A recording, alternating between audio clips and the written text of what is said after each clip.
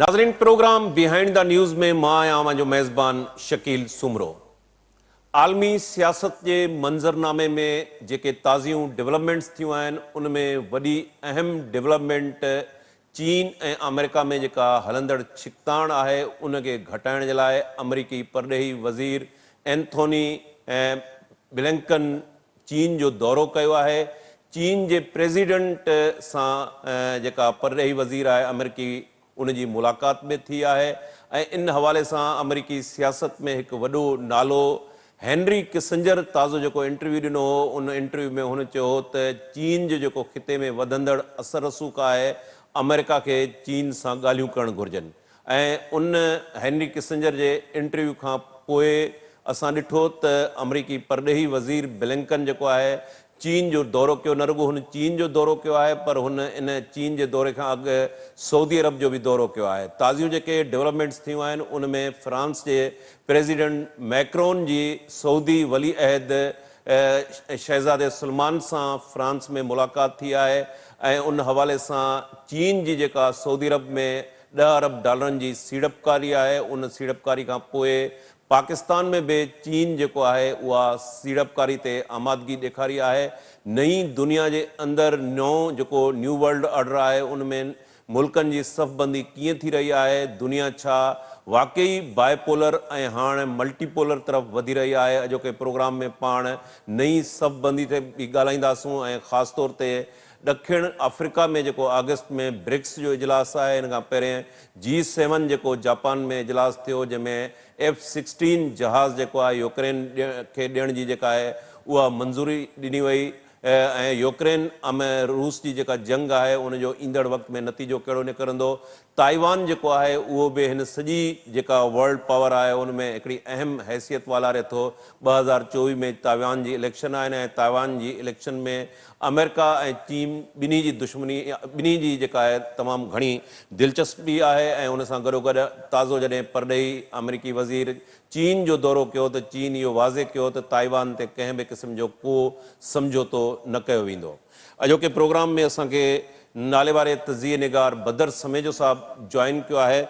बदर साहब के असां प्रोग्राम में भलीकार चऊं था। बदर साहब, हेनरी किसिंजर अमेरिकी सियासत जो वॾो नालो ताज़ो हुन इंटरव्यू जेको ॾिनो हुयो उन में हुन चयो त अमेरिका खे चीन सां ॻाल्हियूं करणु खपनि। इकोनॉमिकल चीन जेको आहे उहो हिकिड़ो वॾी पावर तौरु उभरी रहियो आहे ऐं उन खां बाद असां ॾिठो त अमरीकी परॾेही वज़ीर एंथोनी ब्लिंकन जेको आहे उहो चीन जो दौरो कयो। इन खां अॻु में हुन सऊदी अरब जो बि दौरो कयो। फ्रांस जो जेको प्रेसिडेंट आहे उन बि चीन जो दौरो कयो ऐं फ्रांस जेको आहे अमेरिका ते तनक़ीद बि कंदो रहियो आहे ऐं साॻे वक़्तु G7 जेको मुल्कनि जो इजलास हुयो उन में फ्रांस जो जेको गॾियल पधरनामो हो यूक्रेन जे हवाले सां उन ते फ्रांस जे प्रेसिडेंट सही बि कई हुई। कीअं ॾिसो था ताज़ो जेको अमरीकी परॾेही वज़ीर जो चीन जो दौरो आहे? तव्हां सम्झो था त ॿिन्ही मुल्कनि में जेका हलंदड़ छिकताण आहे उहा घटिजी सघे थी, का अहम अॻभराई थी सघे थी? महिरबानी शकील साईं। साईं ॾाढा तव्हांजा जेके अॼु जा मौज़ू आहिनि इहे इंटरकनेक्टेड आहिनि ऐं मुंहिंजे ख़्याल में हिकिड़ो ई मौज़ू आहे जंहिंखे मुख़्तलिफ़ एंगल्स खां तव्हां ॾिसण जी कोशिशि कई आहे। मुंहिंजे ख़्याल में काफ़ी जामे सवाल आहे। सभु पहिरियों त असांखे सम्झणो पवंदो त चाइना ऐं अमेरिका जो कंफ्लिक्ट जो रीज़न छा आहे। सही, पहिरीं ॻाल्हि सम्झणु खपे त चाइना वाज़े कयो आहे त चाइना मिडल ईस्ट में कंहिं बि मुल्क जे ख़िलाफ़ न आहे। पहिरीं ॻाल्हि उहा जेकॾहिं मिडल ईस्ट में आहे या एशिया जे ॿियनि मुल्कनि में आहे उहो कंहिं मुल्क जे अगेंस्ट न आहे। उहा सभिनि सां कोऑपरेशन वारी, सभिनि सां बिज़नेस रिलेशन्स रखणु चाहे थी। नंबर 1, अमेरिका हेल ताईं जेको अमेरिका जो तरीक़ेकार रहियो आहे हिकिड़ो चवंदा आहिनि हिकिड़ो फियर आहे। ह्यूमन नेचर में हिकिड़ो फियर हूंदो आहे जेको इर्तिका सां गॾु ह्यूमन नेचर में आयो आहे। उहो जानवरनि जो फियर आहे। उहो कहिड़ो फियर आहे त जानवर जॾहिं ॿिए जानवर खे ॾिसंदो आहे त हुन वटि रिएक्शन आहे त हुन ते अटैक कजे। छाजे करे हुनखे लॻंदो आहे त हीउ जेको ॿियो जानवर आहे इहो मूंखे मारींदो, इन खां पहिरियों मां हिनखे ख़तमु कयां। ह्यूमन इहो इनहेरिट कयो आहे एनिमल्स मां।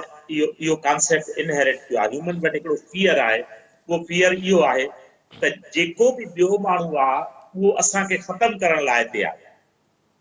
इहा बेसिकली जेकॾहिं तहज़ीब याफ़्ता दुनिया जी शकील साईं ॻाल्हि कजे त जी तहज़ीब जी याफ़्ता दुनिया जो पहिरियों क़दम इहो आहे त उहो इन फियर खां ॿाहिरि निकिरे। हाणे चाइना छा कयो आहे, China is doing nothing accept, China पंहिंजी इकोनॉमिक जेकी प्रेज़ेंस आहे उनखे फैलाए पियो। चाइना मिडल ईस्ट में भी इकोनॉमिक प्रेजेंस के फैलाए पियो, चाइना यूरोप में भी फैलाए पियो, ईस्ट एशिया ऐं वेस्ट ऑफ एशिया में फैलाए पियो। तंहिंजे करे जेको तव्हां ज़िक्र कयो त चाइना ऐं सऊदी अरब जे विच ते $10 बिलियन जो हिकिड़ो मुआहिदो थियो आहे। साईं इहो मुआहिदो छा आहे, इहो पेट्रोकेमिकल्स जी रिफाइनरी जो मुआहिदो आहे जेको सऊदी अरब उते करे थो पियो। एक्चुअली चाइना जी सॼे मिडल ईस्ट में स्पेशली चाइना जी जेकी वॾे में वॾो नुक़्तो आहे उहो आहे त कहिड़े नमूने आयल जी तरसील जी डिस्ट्रप्शन जे कॉन्सेप्ट खे ज़ीरो कजे, त भई आयल जी तरसील जी डिस्टर्बेंस न थींदी, इहो सम्झणु खपे। हाणे यूएस वटि इहो कॉन्सेप्ट आहे त इहो जेको बि ॿियो माण्हू आहे, भले तव्हां वर्ल्ड वार 1-2 में ख़ासि करे यूएस जो वधीक एक्टिव रोल आहे, तव्हां वर्ल्ड वार 1 में बि ॾिसो, 2 में बि ॾिसो, हिकिड़ो कॉन्सेप्ट इहो यूरोप में लेटरली जॾहिं अमेरिका उन पोज़ीशन में आयो या उन खां पोइ कोल्ड वार जे तहत सॼो कॉन्सेप्ट इहो त इहो जेको मुखालिफ़ आहे इहो असां ते अटैक करे सघे थो। हाणे इहो रशिया सां त कंहिं न कंहिं हद ताईं मुमकिन आहे, लॉजिकल लॻे थो, छाकाणि इहो रशिया जो एटीट्यूड बि हार्ट वार जो एटीट्यूड आहे।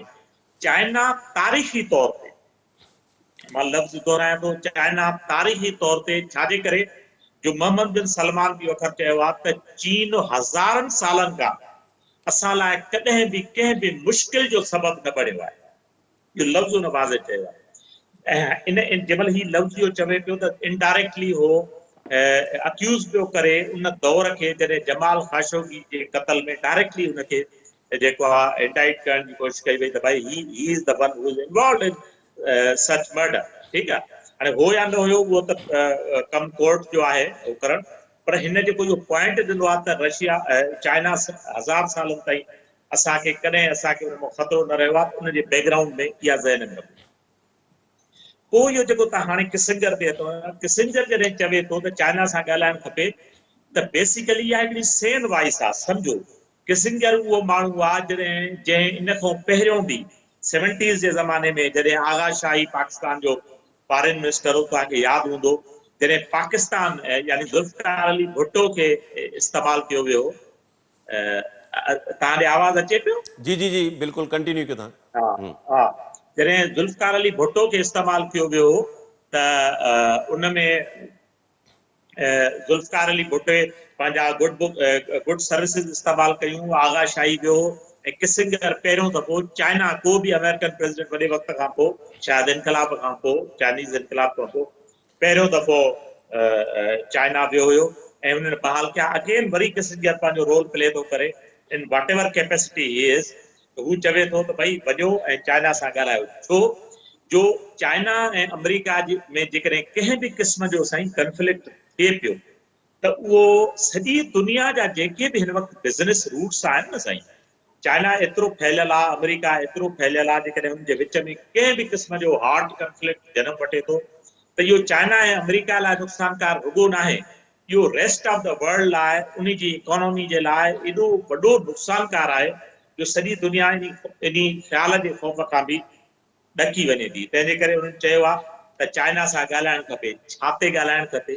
सम्झो, चाइना सां ॻाल्हाइणु खपे त भई फ्यूचर में आर्टिफिशियल इंटेलिजेंस जा जेके वेपन्स आहिनि उन्हनि जे इस्तेमाल ते लिमिट लॻाई वेंदी ऐं बैलिस्टिक मिसाइल्स जे इस्तेमाल ते, जेको सॉरी सैटेलाइट मिसाइल जे इस्तेमाल ते रोक लॻाई वेंदी।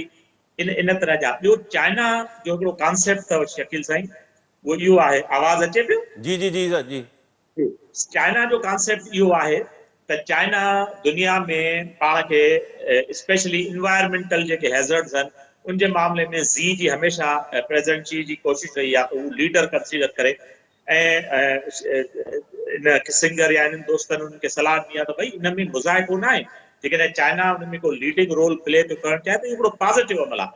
ॿियो सभ खां इम्पॉर्टेंट पॉइंट इहो आहे त चाइना जो इन्फ्लुएंस आहे रशिया ते, चाइना जो इन्फ्लुएंस आहे प्यूटिन ते, हू चवनि था त तव्हां चाइनीज़ बजाय इन जो चाइना सां कंफ्लिक्ट में अचो, इन जे लाइ जो चाइना जो वापार वधे पियो, चाइना जो वापार वधे पियो, नोबडी कैन स्टॉप इट, छाजे करे जो चाइना जो तरीक़ेकार अहिड़ो आहे, so nobody can stop it. तंहिंजे करे हुन चयो त तव्हां चाइना जा गुड ऑफिसर्स इस्तेमालु कयो त जीअं प्यूटिन खे तव्हां इन्फ्लुएंस करे सघो त यूक्रेन वार खे रोक लॻाए सघे। बदर साहब, तव्हां जेका चाइना जे हवाले सां इकोनॉमिक प्रेज़ेंस जी ॻाल्हि कई, उहा असांखे इकोनॉमिक प्रेज़ेंस मिडिल ईस्ट में बि नज़र अचे थी, अफ्रीका में बि नज़र अचे थी, ऐं पूरे ख़िते में मुख़्तलिफ़ मुल्कनि में तेज़ी सां चाइना जी जेका आहे असांखे प्रेज़ेंस नज़र अचे थी। हिकिड़े वक़्तु ते चाइना जेको आहे पाण खे एक्सपोज़ कोन कंदो, पर हाणे पॉलिटिकल डिप्लोमेटिक जेके महाज़ आहिनि, फोरम्स आहिनि, उते पाण ॾिठो त ईरान ऐं सऊदी अरब में चाइना जेको आहे ट्रियाकड़ी कई, उन्हनि खे हिक ॿिए जे वेझो आंदो। ताज़ो जेको G7 जो इजलास थियो जापान जे अंदरि, जंहिंमें अमेरिका ऐं ॿिया मुल्क शरीक हुआ, उन में इहा ॻाल्हि कई वई त आर्टिफिशियल इंटेलिजेंस जा जेके मुख़्तलिफ़ टूल आहिनि, ख़ासि तौर ते जेके चिप्स आहिनि, चिप आहे, उन ते बैन कयो वियो त उहे चाइना खे सप्लाई न कयो वञे। स्पाई जेको बैलून्स हुयो, उन ते बि ताज़ो जॾहिं ब्लिंकन जो दौरो हुयो त उतां बि इहे ॻाल्हियूं निकितियूं। त तव्हां सम्झो था त हीअ जेका इकोनॉमिक प्रेज़ेंस आहे चीन जी, ऐं अमेरिका वार इकोनॉमी ते सदाईं जेको आहे उहो भाड़ियो आहे, त तव्हां सम्झो था त हिकिड़े पासे डिप्लोमेटिक जेके ॻाल्हियूं आहिनि उहे बि हली रहियूं आहिनि, त ॿिए पासे जेका हीअ चाइना जी प्रेज़ेंस आहे, न रुगो चाइना जी प्रेज़ेंस, पर चाइना जो रूस सां गॾिजणु, ईरान सऊदी अरब जो हिक ॿिए जे वेझो अचणु, ब्रिक्स जेको आहे उहो तमामु घणो मुतहरिक थी चुको आहे। ईंदड़ अगस्त वारे इजलास में इम्कान आहिनि त युआन करंसी जेको आहे उनजी मंज़ूरी ॾिनी वञे डॉलर जे मुक़ाबले में, त तव्हां सम्झो था त अमेरिका इहो ईज़ीली सभु जेका हीअ अॻभराई आहे उहो आसानी सां थियणु ॾींदो, या का काउंटर स्ट्रेटजी जे लाइ हुन वटि बि काफ़ी पता आहिनि जेके उहे एंड टाइम ते यूज़ करे सघे थो? सही, चाइना जे हवाले सां तव्हां जीअं सवेर ज़िक्र कयो त चाइना न सिर्फ़ु सऊदी अरब सां 10 बिलियन जी एग्रीमेंट डील साइन कई आहे, चाइना जो इंटेंशन आहे त उहो पाकिस्तान सां 20 बिलियन जी एग्रीमेंट साइन कंदो। ख़ुदि चाइना इंडिया में इन्वेस्टमेंट करणु वञे पियो। इन जो हिकिड़ो ॿियो पासो जेको मां तव्हांजे सवाल में न आहे, उन खे मां पोइ थो अचां, हिकिड़ो ॿियो पासो मां तव्हांजे नज़र जे साम्हूं आणण जी जी कोशिशि जी थो कयां। अमूमन छा थियो आहे हिन ख़िते में, तव्हां महसूसु कयो हूंदो त इंडिया खे इस्तेमालु कयो वियो आहे अगेंस्ट चाइना। हिकिड़ो दौर रहियो बिल्कुलु। जंहिंमें इंडिया जी खे इस्तेमालु करण जी कोशिशि कई हुई। ऐं चाइना छा थो करे त बेसिकली हिन वक़्तु जेको मुंहिंजी नज़र में मोदी हींअर वञी रहियो आहे अमेरिका, साईं जन इन शइ खां वाक़िफ़ आहिनि त इहो सभु कुझु जेको थी रहियो आहे इहो इन जे पोयों इहो कॉन्सेप्ट आहे त भई कीअं इंडिया खे इन्वॉल्व कजे अगेंस्ट चाइना। चाइना जेकॾहिं इंडिया में ख़ुदि वञे थो पियो इन्वेस्टमेंट करणु, number 1। Number 2, Indian foreign minister जो इहे लफ़्ज़ त दुनिया मल्टीपोलर वर्ल्ड में दाख़िल पई थिए, इहो ख़ुदि जेको आहे जेकॾहिं मल्टीपोलर वर्ल्ड में दाख़िल पई थिए त इहो अमेरिका जे इन मौक़िफ़ जी नफ़ी आहे जेको हुनजो इतादी पियो करे, जेको हिन वक़्तु एक्टिव इतादी आहे। इन जे इन मौक़िफ़ जी नफ़ी आहे त America is the only sole power in the world.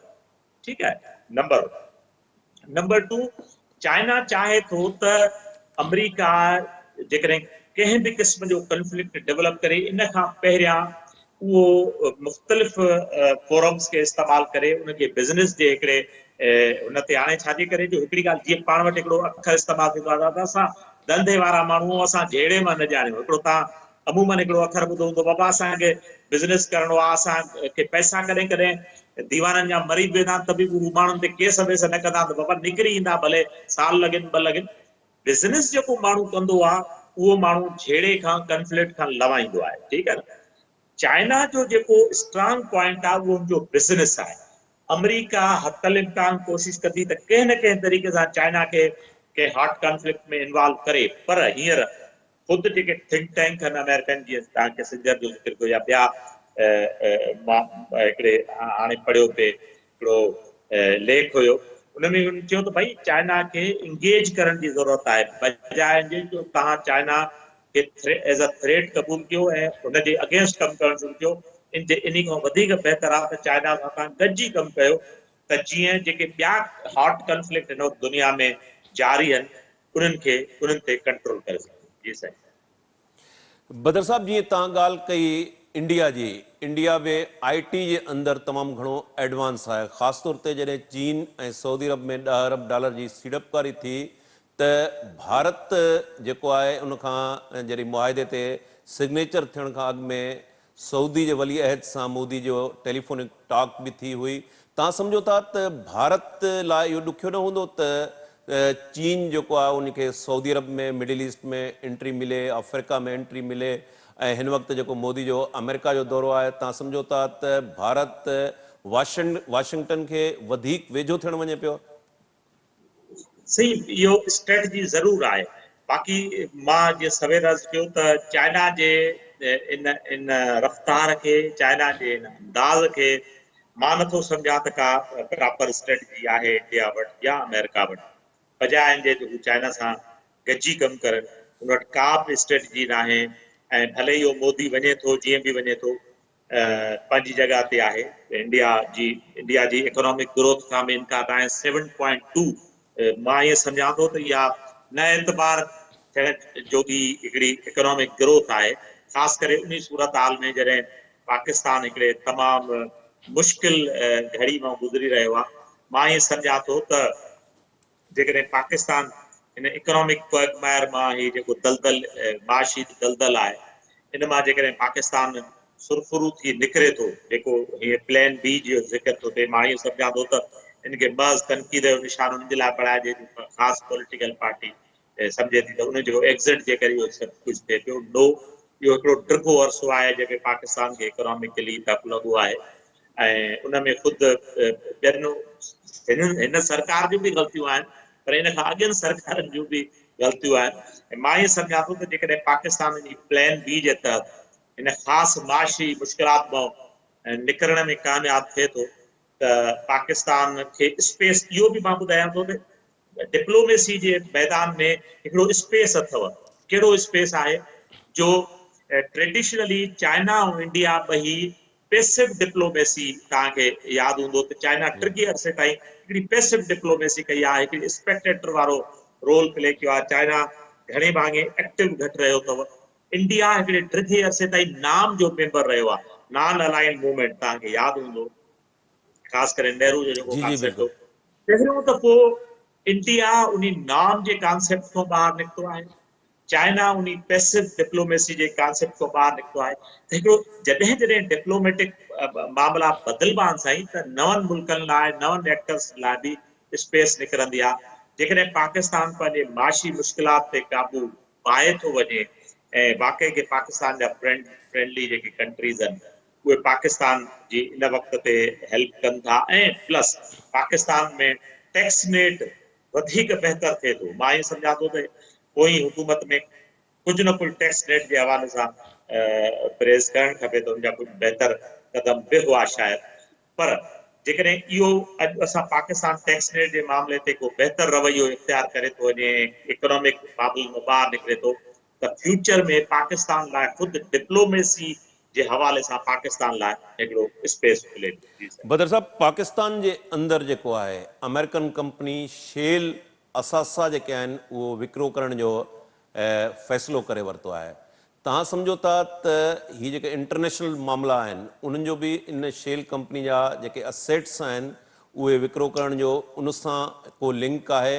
ऐं नंबर ॿी शइ, जेकॾहिं शेल कंपनी तां हली वञे थी पई त पोइ जेको चीन जो हिकिड़ी इन्वेस्टमेंट आहे जेका असांखे सीपेक जी सूरत में ऐं कुझु ॿियनि जेके हेड्स आहिनि उन सूरत में असांखे ॾिसण में अचे थी पई।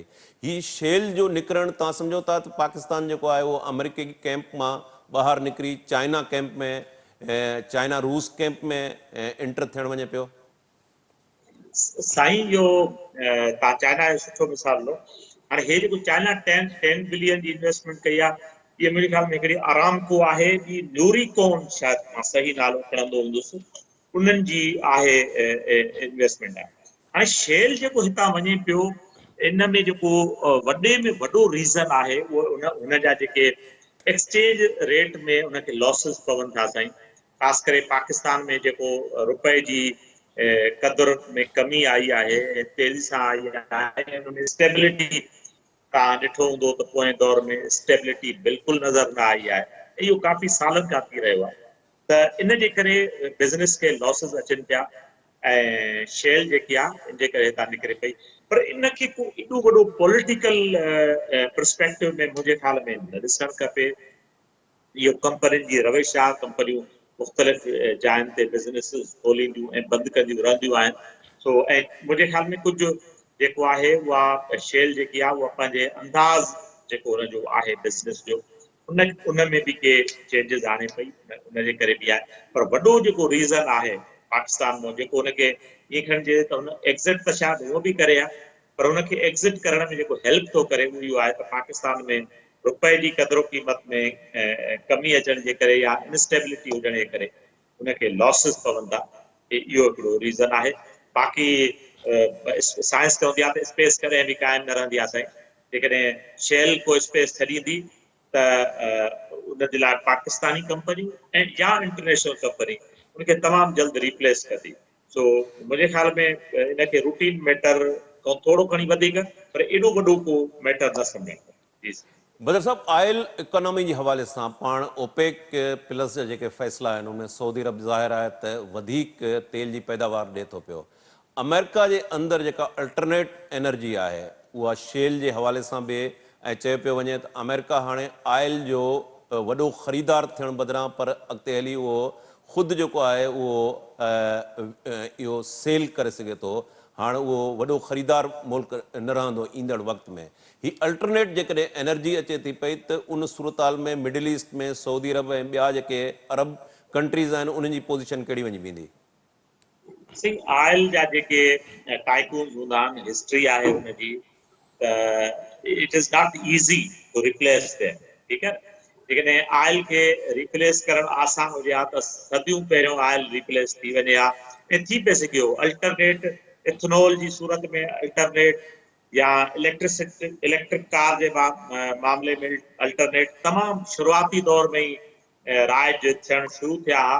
पर जंहिंखे पाण अवल बि शायदि हिते कनि स्टैंडर्ड ऑयल जे मालिक जॉन डी रॉकफेलर उनखे कीअं वक़्तनि फ़वक़्तनि नाकाम कयो। ख़ुदि अमेरिका में हिकिड़ो प्रोहिबिशन जो पीरियड हूंदो आहे 30s जे ज़माने में, जंहिंमें अमेरिका में शराब ते पाबंदी लॻाई वई।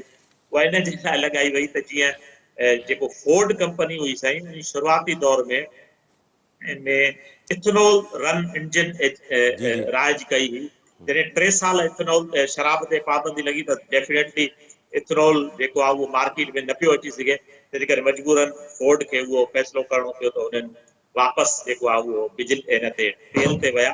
हाणे बि जेकॾहिं मामिलो इहो थींदो त तेल जी जेकी माफ़िया आहे उहा तमामु वॾी पावरफुल माफ़िया आहे ऐं उनखे हू छॾींदा आहिनि ऑयल बैरोन।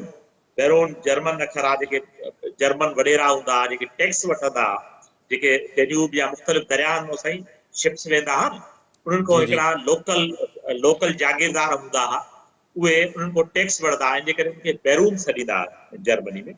ऑयल जे माण्हुनि खे बि ऑयल बैरून सॾिबो आहे। जेकॾहिं तव्हां गूगल कंदव त उनखे ऑयल बैरून करे लफ़्ज़ इस्तेमालु कंदा इन जे लाइ जो बिकॉज़ ही डोमिनेट कंदा आहिनि तव्हांजी बिज़नेस खे। So it is not easy to replace oil, number 1।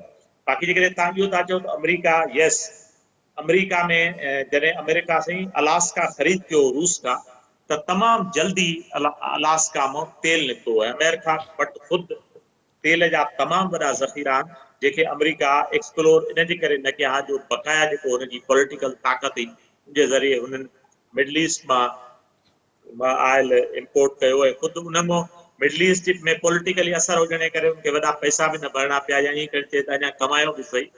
सो हाणे जॾहिं अमेरिका पाण एक्सपोर्टर थींदो त it will be not easy for alternate जेके माण्हू पावर जी ॻाल्हि था कनि या एनर्जी जी ॻाल्हि था कनि उन्हनि खे राज करणु एॾो आसान न हूंदो। जी साईं। बदर साहब, मिडिल ईस्ट जा मुल्क उनमें सऊदी अरब सरे फ़हरिस्त आहे। अमेरिका जी तव्हां सम्झो था त वरी हिकु दफ़ो मां ॿीहर इहो तव्हां खां सुवालु कंदुसि त अमेरिका एतिरो मिडिल ईस्ट सॼो जो सॼो मुल्क जेके आहिनि उहे अमेरिकन कैंप मां निकिरी करे उनजे अपोनेंट कैंप में वञी शामिल थियनि त अमेरिका छा इहो ईज़ी थियणु ॾींदो? ऐं हिन वक़्तु हिकिड़ो थ्रेट हूंदो सऊदी अरब खे कंहिं वक़्त में इराक में जॾहिं सदाम हुयो त उहो वॾो थ्रेट हुयो सऊदी अरब जे लाइ, पर हाणे असां ॾिसूं था त सदाम जी लीडरशिप जेका आहे उहा बि हिन वक़्तु मौजूदु न आहे। अमेरिका वटि ॿिया मिडिल ईस्ट खे काउंटर करण जे लाइ कहिड़ा कार्ड मौजूदु आहिनि जेके कंहिं वक़्तु बि अमेरिका खेॾी सघे थो? पर जेकॾहिं अनऑर्थोडॉक्स ॻाल्हि कजे शकील साईं, त इहे सभु हालात पैदा कई क्या। मिसाल जेकॾहिं सदाम खे ख़तम थो करे त केरु थो करे, ठीकु ऐं ख़ुदि आहे। सदाम ऐं पैदावार बि अमेरिका जो हुयो। हा एग्ज़ैक्टली, ठीकु आहे न, ख़तम हुनखे कंहिं कयो अगेन, ठीकु आहे। ऐं तव्हां हिकिड़ो हिकिड़ो ॾिसो, इंटरनेशनल पॉलिटिक्स में सिर्फ़ु हिकु तरफ़ खां ॾिसणु ऐं उन ते कंटेंट थी वेही रहण त न, इहो ई नतीजो हूंदो। इहो वॾो ट्रिकी बिज़नेस आहे, ही चेस गेम आहे। हिन में मोहरा किथां खां किथे ऐं प्यादा किथे खां किथे हलंदा आहिनि। असां जंहिं रुख में ॻाल्हायूं था, यस, उन तहत त तव्हांजी ॻाल्हि दुरुस्त आहे। पर कॾहिं कॾहिं तव्हां ईअं बि महसूसु कयो त ईरान में भला जेके ईरान जो इनकलाब आहे, ईरान जो इनकलाब तंहिं वक़्तु ईरान में मक़बूल जमायत कहिड़ी हुई जॾहिं 79 में इनकलाब थो अचे, ऐं पोइ वरी हुकूमत कंहिंजी थी ठहे। तव्हां असां सभु हिस्ट्री खां वाक़ुफ़ आहियूं। ऐं ठीकु आहे, उते शाह ईरान जी नाअहली सबबु मां कंपेरिज़न कंदो आहियां शाह ईरान खे अॼु खां पहिरियों वारी हुकूमत तहत। शाह ईरान जेको हुयो उहो उनजी नाअहली सबबु चवंदा हुआ त सॼा हुकुम अमेरिकन एम्बेसी में हलंदा हुआ बजाए महल जे। ऐं ईअं ई थियो त पोइ हुकूमत में असां वटि जेके मुक़्तदर घुरियूं हुयूं, उन्हनि खे तमामु घणो मतिलबु तनक़ीद जो निशानो बणायो वियो। उनजो सबबु इहो त हुननि जेको हुकुमरान बि आयो उहो इंतिहाई इनकॉम्पिटेंट हो, पाण पंहिंजे प्रोग्रामनि में हुन ते ॻाल्हाईंदा बि रहिया। सो मां ईअं सम्झां थो त हींअर बि जेके हालात आहिनि उनखे one way or the other, China उनखे इस्तेमालु ज़रूरु कयो आहे। इहे इन में मां ईअं चवां थो त जेको स्पेस निकितो, ख़ासि करे प्रिंस मोहम्मद खे जेको हिननि मोहम्मद बिन सलमान खे जेको हिन अक्यूज़ कयो ख़ाशोगी जे क़त्ल में, उन में हिकिड़ो सऊदी अरब वटि हिकिड़ी धिक पैदा थी, हिकिड़ो उन स्पेस खे चाइना इस्तेमालु ज़रूरु कयो आहे। हाणे इहो केतिरो दूर रस आहे, इनखे हाणे फ़ैसिला करे त अॼु खां 50 साल पोइ थींदो। It is not easy. America ज़रूरु काउंटर स्ट्रेटजी रखंदो ऐं उहो असां ईंदड़ वक़्त में ई इन ते बहितर रोशनी विझी सघंदासीं त सुभाणे छा पियो थिए। अॼु जे दौर में यस, तक़रीबन जेके मिडल ईस्ट जा मुल्क आहिनि उहे अमेरिका जे इंफ्लुएंस खां ॿाहिरि वेंदे नज़र अचनि। बदर साहब, यूक्रेन रशिया वार ऐं उनखां बाद में ताइवान हिकिड़ो वॾो अहम जेको अमेरिका ऐं चीन जे विच में जेको डिप्लोमेसी आहे, सफ़ारतकारी आहे, उनजे अंदरि ही वॾो हिकिड़ो कॉन्फ्लिक्ट आहे। ताइवान खे अवां कीअं था ॾिसो जेकॾहिं 2024 में इलेक्शन थिए थी पई? ज़ाहिर आहे त चीन जी कोशिशि हूंदी त जेका प्रो चीन उते पार्टी आहे उहा इक़्तिदार में अचे ऐं अमेरिका बि कोशिशि कंदो। यूक्रेन खां पोइ ताइवान जे इशू खे कीअं था ॾिसो? सही, ॾिसो, यूक्रेन ऐं ताइवान हिकिड़ा ॿ टेस्ट केस आहे, ठीकु आहे। ऐं जेकॾहिं मां थोरो हिकु मिंट ॾियो मूंखे त मां यूक्रेन जी ते जी। सिर्फ़ु एतिरो ॻाल्हायो त यूक्रेन जे केस में तव्हांखे ख़बर हूंदी त जेकी इंटरनेशनल कोर्ट आहे उन प्यूटिन जे ख़िलाफ़ अरेस्ट वारंट आहे, ठीकु आहे।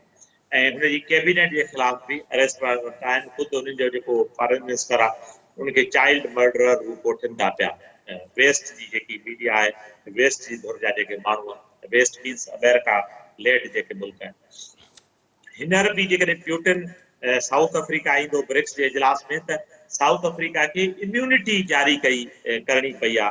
तव्हां ज़रूरु पढ़ियो हूंदो, जंहिंमें हुननि चयो आहे त बाबा असां इहा इम्यूनिटी कंहिं ख़ासि फर्द जे करे जारी न कई आहे, असां इहा इम्यूनिटी एज़ अ होल जारी कई आहे त जीअं जेके बि मुल्क मुख़्तलिफ़ सरबराह आहिनि जाके जेकॾहिं इंटरनेशनल मामला आहिनि के त उहे बेख़ौफ़ ख़तर थी करे साउथ अफ्रीका जी कॉन्फ्रेंस में अची सघे।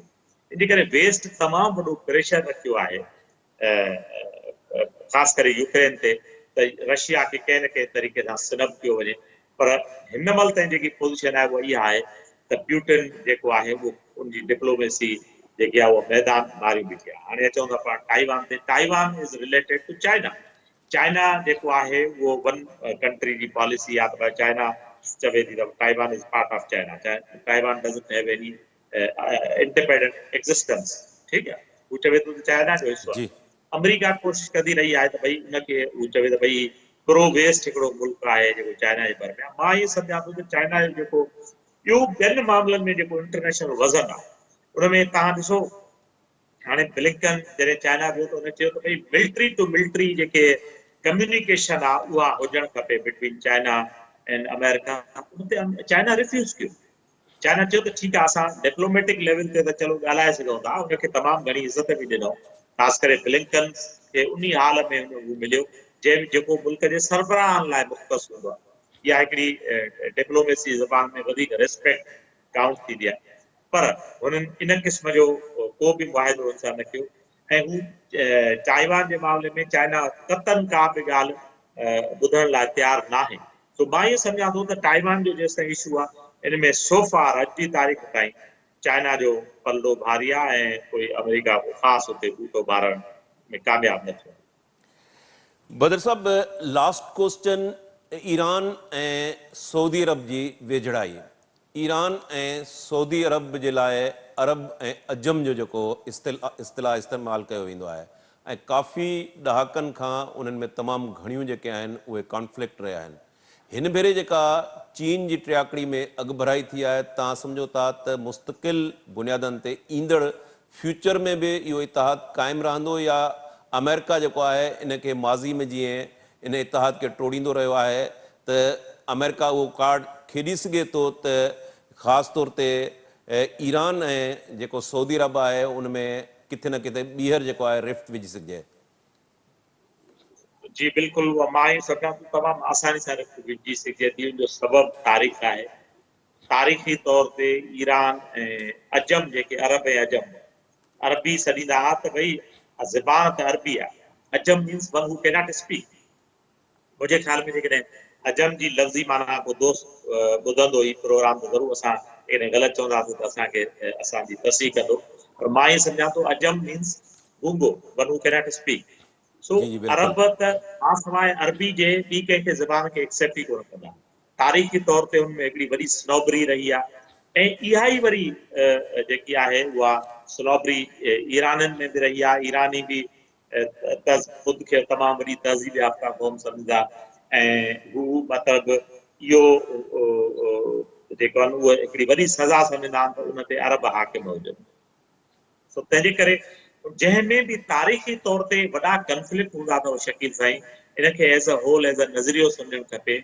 उन में कंफ्लिक्ट जो ॿीहर उभरणु तमामु आसान हूंदो आहे। सो मां इहो सम्झां थो त चाइना खे तमामु वॾी डिप्लोमेसी इस्तेमालु करणी पवंदी ऐं कॉन्स्टेंटली उन्हनि खे ऑनबोर्ड रखिणो पवंदो, इंगेज रखिणो पवंदो जेकॾहिं हू चाहिनि था त इहे हालात इन ई तरह सां हलनि। तंहिंजे करे कंफ्लिक्ट ॿीहर उभरण जा यस तव्हांजे सवाल जो जवाब मूं वटि इहो आहे त तमामु वॾा चांस। महिरबानी बदर समेजो साहब। नाज़रीन, ते प्रोग्राम जो वक़्तु पुॼाणी के पहुतो। आलमी सियासत जे मंज़रनामे ते मुख़्तलिफ़ वक़्तनि ते जेके बि लेटेस्ट डेवलपमेंट्स थियूं आहिनि, असांजी कोशिशि हूंदी आहे त उन्हनि ते जेके एक्सपर्ट्स आहिनि उन्हनि जो एनालिसिस शामिलु कयूं ऐं इहो सिलसिलो ईंदड़ प्रोग्रामनि में बि जारी रहंदो। हिते पंहिंजे मेज़बान शकील सुमरो खे इजाज़त ॾींदा। अल्लाह भाई।